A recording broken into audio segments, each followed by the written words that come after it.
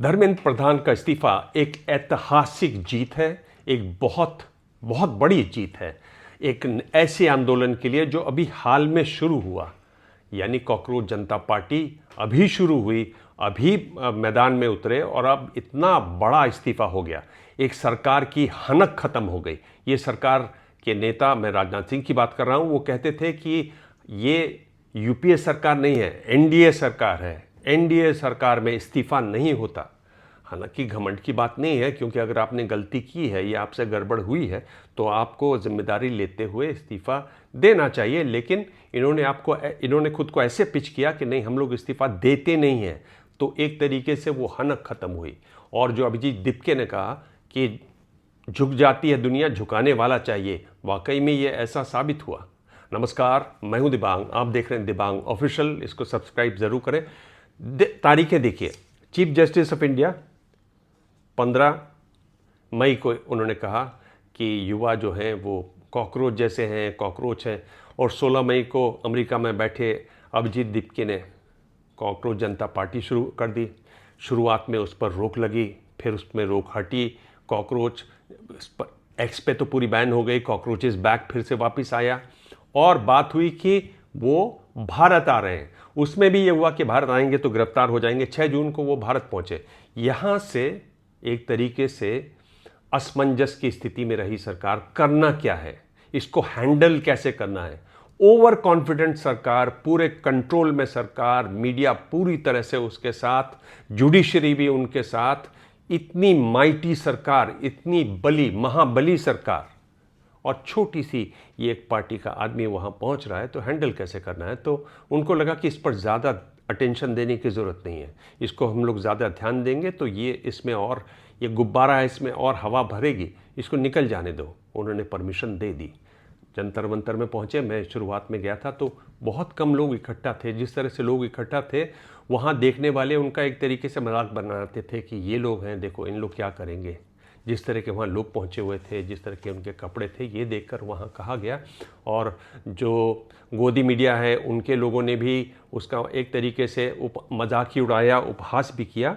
लेकिन धीरे धीरे वहाँ मामला बदला, भीड़ बदली। काफ़ी समय तो उनको वहीं रहना पड़ा। ये हुआ कि भाई जो सरकार की रणनीति थी वो एक तरीके से कामयाब होगी। जो सरकार के लोग थे वो यही बताते थे कि वहाँ कोई पहुँचेंगे नहीं, ये थक जाएंगे, अपने घर जाएंगे। हाँ, ज़रूर करोड़ों की संख्या में लोग पहुँच गए होंगे इंस्टाग्राम पर इंस्टाग्राम में हर कोई पहुँच जाता है। इसका मतलब ये नहीं है कि वो मैदान में उतरेंगे, मैदान पर दिखाई नहीं देंगे ये लोग। ये एक भाव था वहाँ पर इसको लेकर।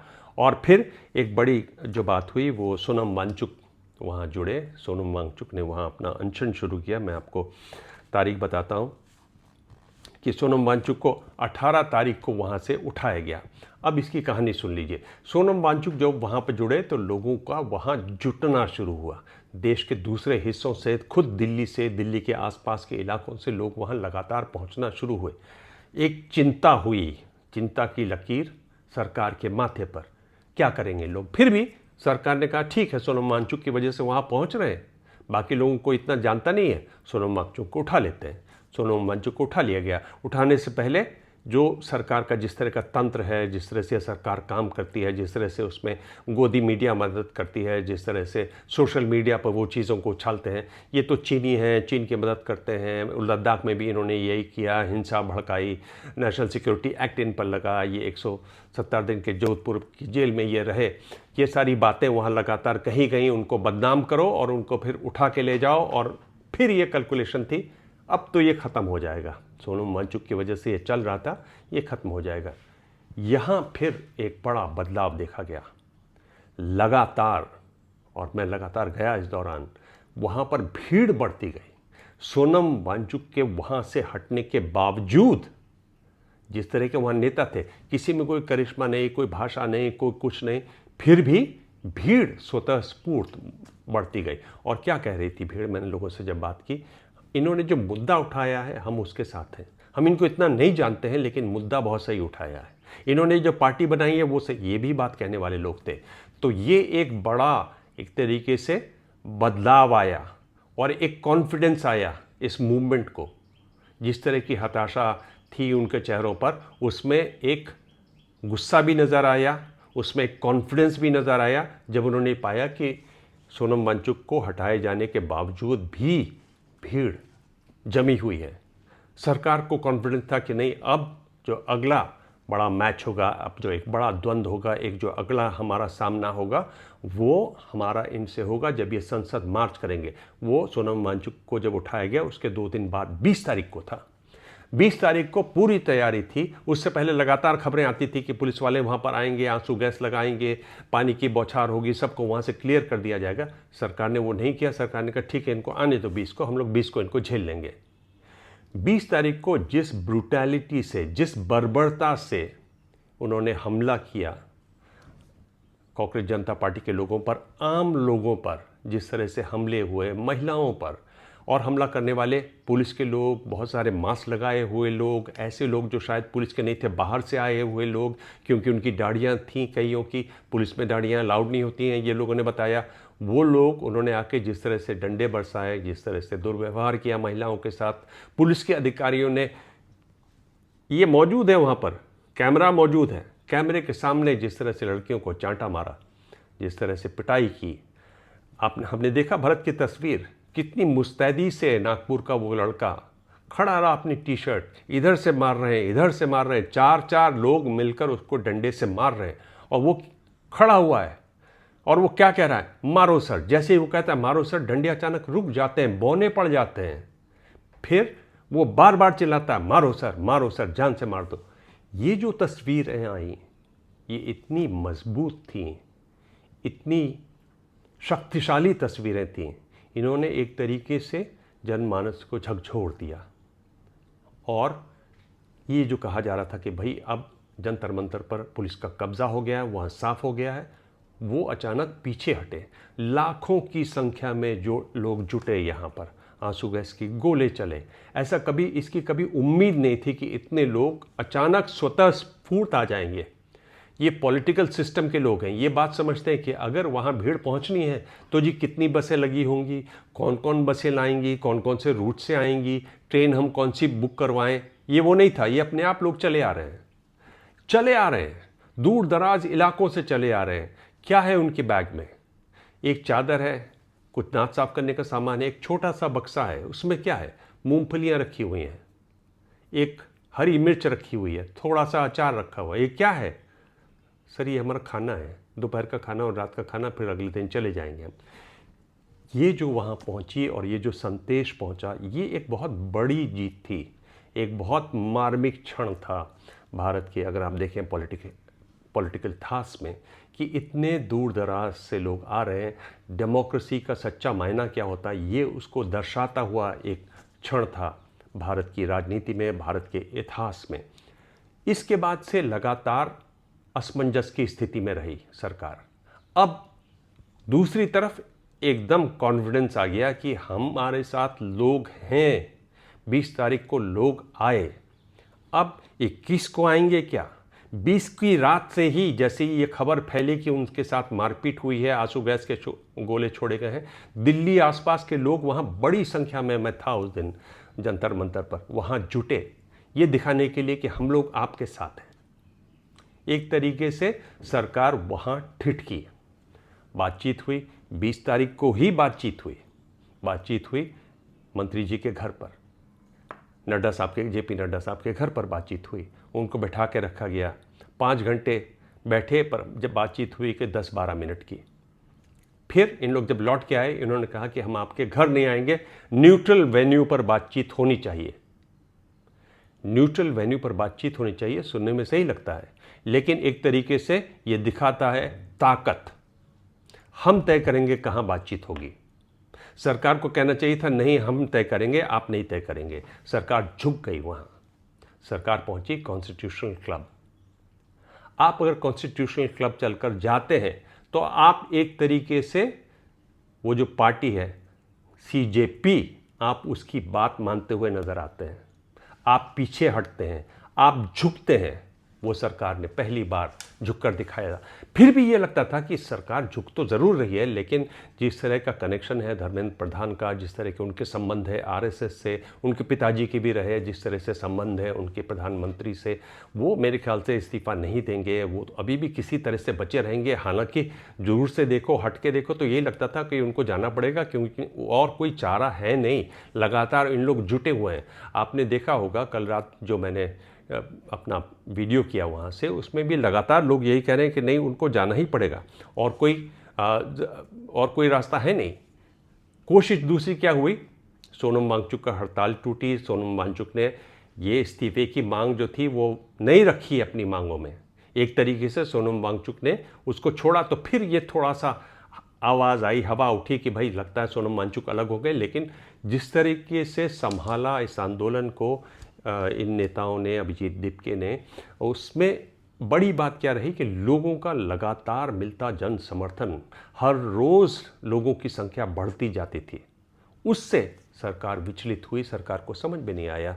पहली बार बीजेपी को लगा कि हम इन लोगों को तो छोड़ के ही चल रहे थे, हमारी जो उंगलियां थी उनकी नब्ज इनमें ये है ही नहीं। ये कहाँ से ये उनके जिस तरह से कहते हैं ना कि पाँव के तले ज़मीन खिसक गई। क्या किया उन्होंने, कैचअप करने की कोशिश की। जल्दी जल्दी भरपाई, जो नुकसान हुआ उसकी भरपाई पूरी करो। लड़ाई चल रही हो, लड़ाई में बंदूकें चल रही हो और उसमें कोई सिपाही बंदूक चलाना सीखे और सोचे कि भाई ये लड़ाई में जीत जाऊंगा, वो मुश्किल है। मैं क्यों कह रहा हूँ, ये लड़ाई चल रही है इंस्टाग्राम की। ये जो वहाँ युवा आ रहे हैं वो इंस्टाग्राम की भाषा करते हैं, वो रील्स बनाते हैं, मीम्स बनाते हैं, इंस्टाग्राम पर रहते हैं, इंस्टाग्राम पे उनकी दोस्तियाँ होती हैं, इंस्टाग्राम पे उनका हंसी मजाक ठट्ठा चलता है, इंस्टाग्राम पे उनका वाद विवाद चलता है, इंस्टाग्राम पे वो एक दूसरे की ज़िंदगियों को साझा करते हैं। वहाँ पर कोई पहुँचा रात के 12 बजे फ्रेंड्स बताता हुआ, और जब तक आप अपना कैमरे का एंगल्स सही करेंगे, अभी तो आप बंदूक की गोली चलाना सीख रहे हैं, आगे तो बहुत कुछ है करने के लिए। तो बहुत देर से आए हुजूर, बहुत देर कर दी आपने। आप पहुँचे ज़रूर, बहुत देर कर दी। और बीच जब लड़ाई में आप ऐसे इस तरह से पहुँचे तो उसका कोई बहुत ज़्यादा फ़ायदा नहीं हुआ। उसका एक तरीके से बैकफायर किया। जंदी ने उसका बहुत सारी मीम्स बनाकर मजाक किया। आपने देखा होगा जिस तरह से इसका मजाक हुआ। तो मैं ये कह रहा हूँ कि आप पूरी तरह से आपने एक दुविधा सी में रही। दुविधा कैसे दिखाई देती है, आपने एक तरफ बातचीत शुरू की, दूसरी तरफ जहां आप कह रहे हैं कि हम आपसे बातचीत कर रहे हैं, हम आपको चाहते हैं कि आप हम पर भरोसा करें, हम आपकी भाषा में बोल रहे हैं, दूसरी तरफ आपने 15 से 17 मेट्रो स्टेशन जंतर मंतर के आसपास के बंद कर दिए। ये क्या दोस्ती की चाल है? नहीं। आपने कनॉट प्लेस की दुकानें बंद कर दी। ये क्या दोस्ती है? बिल्कुल नहीं।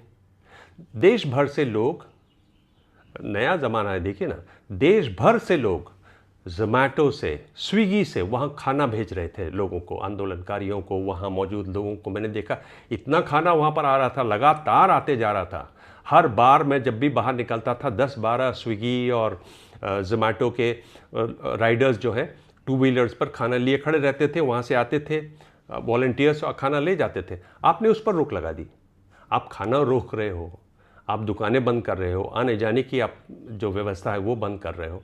ये तो दोस्ती नहीं है, ये तो दुश्मनी कर रहे हो। आप तो खाना नहीं, भूखा मारना चाह रहे हो, और फिर आप कह रहे हो हम बातचीत भी करेंगे। ये भी पासा उल्टा पड़ा। आपकी जो रणनीति है वो पूरी तरह से फेल हुई। दूसरी बात क्या हुई कि आप एक तरीके से एक्सपोज हो गए। आप विरोध से डरते हो, ये बात सामने आ गई। कायदे का विरोध हो तो ये सरकार उसको हैंडल नहीं कर सकती, ये बात सामने आ गई। आपने ये किया पहले, वहाँ आपको सफलता मिली, आप उसी सफलता के उछाल में यहाँ आए, वही आप चालें करते हुए दिल्ली में। कहाँ सफलता मिली? किसकी बात कर रहा हूँ मैं बात कर रहा हूँ मणिपुर की, मैं बात कर रहा हूँ कश्मीर की। वहाँ भी आपने इंटरनेट बंद किया, इस तरह की बातें कि इंटरनेट भी बंद था जंतर मंतर के आसपास, इंटरनेट बंद किया, दुकानें बंद किया, लोग एकदम सबमिसिव हो गए, दब गए। वो नहीं है, ये जंदी है, पैदल चलते चले आ रहा है, पैदल ही चल रहा है, घंटों पैदल चल के वहाँ पहुँच रहा है, रेलवे स्टेशन से सीधा जंतर मंतर पैदल चलते हुए चला आ रहा है। वो आपने जो कश्मीर में किया, जो मणिपुर में किया, दिल्ली में आप वो नहीं कर पाए। दिल्ली दूसरी है, दिल्ली में आप बिल्कुल नाकाम हुए, ये नाकामी हुई। फिर एक बहुत महत्वपूर्ण बात और ये बहुत समझने वाली बात है कि ये जो जेन ज़ी है, जो एक अपनी भाषा में बोलता है, जिसका अपना व्याकरण है हर चीज़ का, जिसका एक नज़रिया है दुनिया का, वो कैसी दुनिया होगी, उसमें कौन रहेंगे, कैसे रहेंगे, ये दिखाई दिया जंतर मंतर पर। इतनी भारी संख्या में महिलाएं, लड़कियां देर देर रात वहाँ घूम रही हैं, बैठी हुई हैं, किसी से कोई छेड़छाड़ नहीं। ये तो बड़ा लगता है ना दिल्ली में कि बहुत यहाँ पर महिलाओं के साथ बड़ा छेड़छाड़ होती है, रेप्स होते हैं। महिलाएं बैठी हुई, कुछ नहीं, पानी लेने जा रही हैं, वहाँ जा रही हैं, इधर घूम रही हैं, बात कर रही हैं, हंसी सट्टा, कुछ नहीं, सब आराम से। दूसरी बात, कैसा होगा ये नई दुनिया जेन ज़ी की? हिंदू मुस्लिम की जो बात होती है, कोई खिंचाव नहीं। मेरठ से कोई सज्जन आ रहे हैं, वो मुसलमान, वो अपना खाना दे रहे हैं, और ये सरदारों के गुरुद्वारों से वो निहंग चले आ रहे हैं, वो खाना ले आ रहे हैं, गद्दे ले आ रहे हैं। कल रात में आया तो बहुत सारे गद्दे थे, स्टेज को चारों तरफ जितनी भी जगह थी स्टेज की, उन्होंने सब गद्दों से भर दी। बोलो जी, सो जी, सबके लिए है ये, गद्दे गद्दे गद्दे आ गए। हिंदू मुस्लिम सिख ईसाई की जो एकता की बात की, ये जो दुनिया होगी इसमें सब एकता होगी, ये बहुत महत्वपूर्ण संदेश है हमारे आज के लिए। दूसरा, एक जो बहुत बड़ा समुदाय है जिसको मॉरल पुलिसिंग कह के हम लोग रोकते हैं, ये बताना कि ये सही है जी, ये गलत है जी, ये खाओ जी, ये पहनो जी, ऐसे बोलो जी, ऐसे रहो जी, ये कपड़े पहनो जी, ये मत पहनो जी। मॉरल पुलिसिंग ख़त्म। बहुत सारे अल्टरनेटिव लाइफस्टाइल वाले लोग वो वहाँ पर दिखाई दिए, LGBTQ जिसको कहा जाता है, वो वहाँ पर दिखाई दिए, स्वच्छंदता से घूम रहे, कोई छेड़छाड़ नहीं, कोई फब्ती नहीं कस रहा उन पर, वो एकदम स्वतंत्र फील कर रहे। ये एक दुनिया जिसको मेरे ख्याल से जेन ज़ी देखता है, जिसको जेन ज़ी की समझ की दुनिया है, जिसके बारे में कहा जाता है कि शायद ये जेन ज़ी को नहीं मालूम है कि ऐसी दुनिया भी बन सकती है, एक ऐसी दुनिया बना सकता है दुनिया, ये वहाँ पर दिखाई दी। और मेरे ख्याल से ये एक बहुत ही बड़ी बात है, और ये इस आंदोलन में दिखाई दिया गया। दूसरी बात आप देखिए, मैं वहाँ पर गया, क्या मैंने देखा, कल रात की बात है, दो यंग लड़कियाँ और उनकी माँ, उन लोग क्या बात कर रहे, उन लोग बात कर रहे थे किस तरीके से इनको लड़कों को दिखाई नहीं देता कि मोदी जी ने कितना काम किया है, मोदी जी ने कैसे भारत का गौरव बढ़ा दिया है, मोदी जी ने कैसे मेड इन इंडिया कर दिया है, लगातार कैसे इन्होंने पुलिस वालों पर हमला किया, कैसे इन्होंने पत्रकारों पर हमला किया, कैसे इन लोग बहुत ज़्यादा बदतमीज़ हैं। मैंने कहा आपको किसी ने छेड़ा? कुछ नहीं। वहाँ इन लोग संवाद कर रहे, बातचीत कर रहे।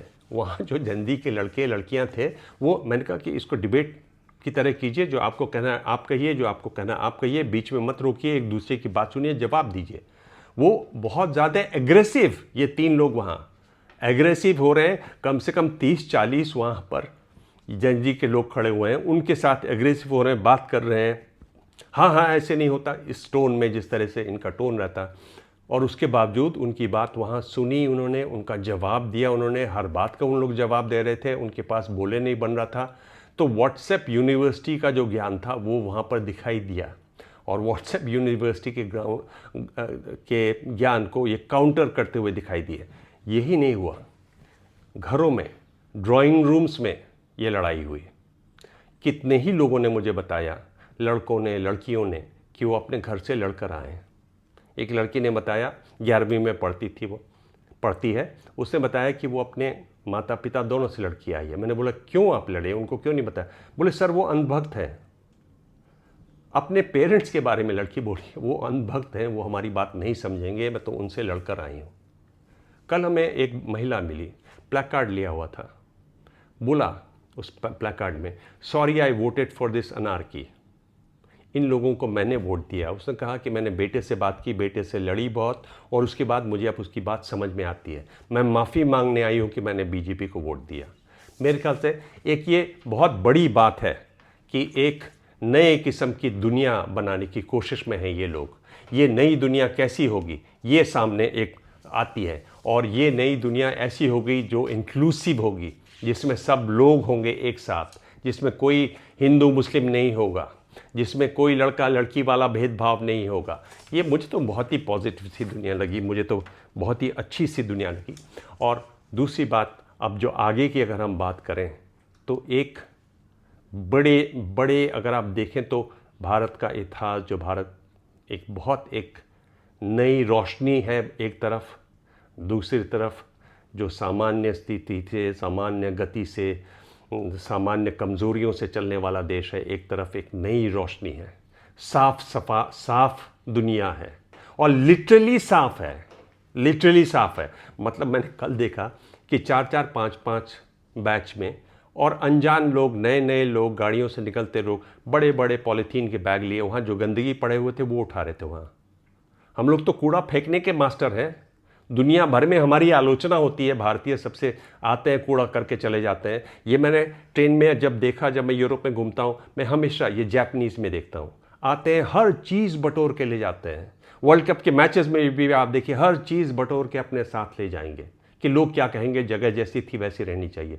वो मैंने कल देखा यहाँ भारत में होते हुए, मतलब विश्वास ही नहीं हो रहा था कि हम लोग इंडिया में हैं। कहाँ हैं हम लोग? ये कौन सी दुनिया है ये जो आधी रात के बाद ऐसी दिखाई देती है? सपना तो नहीं है ये, तो एक नई दुनिया है। उसका क्या होगा, वो क्या चाहते हैं, ये आंदोलन अब किस करवट बैठेगा, कहाँ जाएगा, इनकी आगे क्या क्या मांगे होंगी? क्योंकि अब बहुत बड़ी जीत के बाद बहुत ज़्यादा जिम्मेदारी आती है। जब भी जीत आती है, जान लीजिए, जिम्मेदारी आती है। जब भी जीत आती है, पाँव के लड़खड़ाने के, भटकने के चांसेस बढ़ते हैं। आप कैसे खुद को संभालेंगे?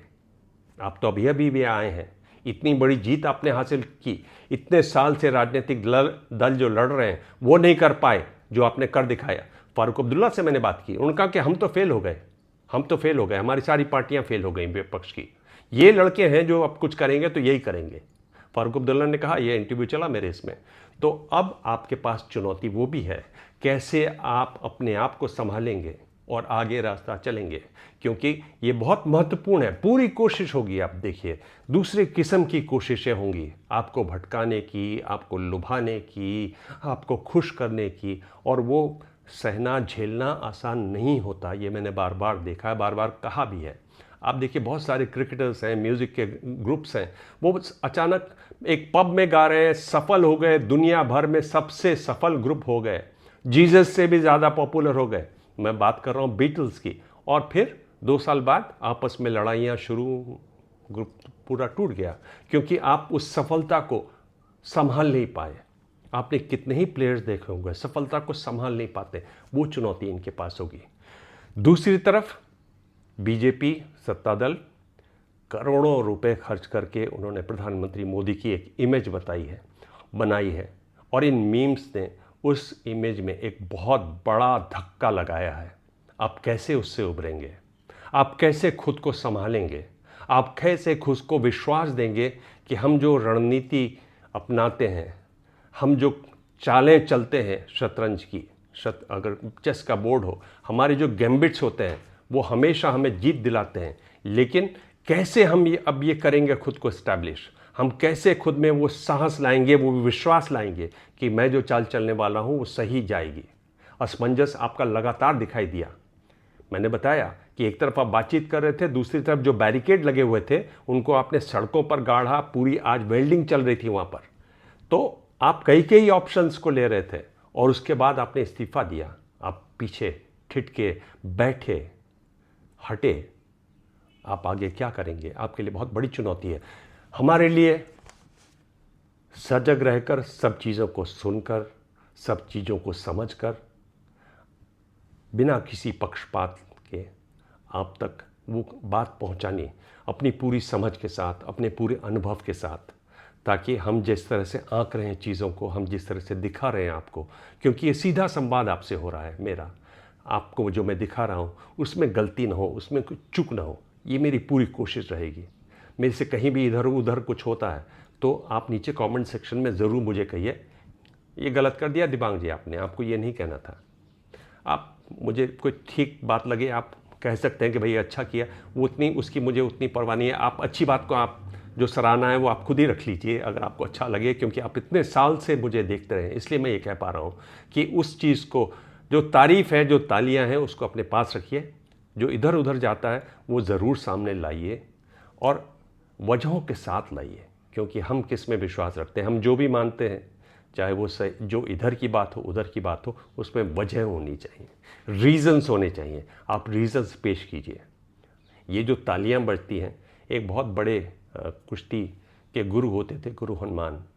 उन्होंने एशियन चैम्पियनशिप्स में, वर्ल्ड चैम्पियनशिप्स में बहुत सारे गोल्ड मेडलिस्ट, सतपाल जैसे पहलवान दिए। वो मुझको अक्सर कहते थे, ये जो तालियां होती हैं ये हाथ की मैल होती हैं, हाथ की मैल को जल्दी से धो के साफ़ कर देना चाहिए, उसको उससे ज़्यादा चिपके नहीं रहना चाहिए।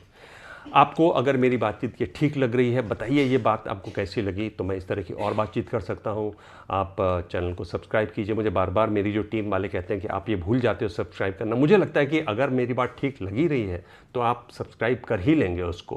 खैर, सब्सक्राइब कीजिए, शेयर कीजिए, दोस्तों को बताइए। मैं तो कह रहा हूँ व्हाट्सएप ग्रुप में भी शामिल कीजिए। बहुत सारे मैसेजेस, बहुत खुशी की बात है, बहुत सारे मैसेजेस वो कह रहे हैं कि हम आपके चैनल को सब्सक्राइब करते हैं और शेयर भी करते हैं, व्हाट्सएप ग्रुप में भी डालते हैं। फैमिली व्हाट्सएप ग्रुप में भी उन्होंने इसको डाला है। बहुत बहुत धन्यवाद।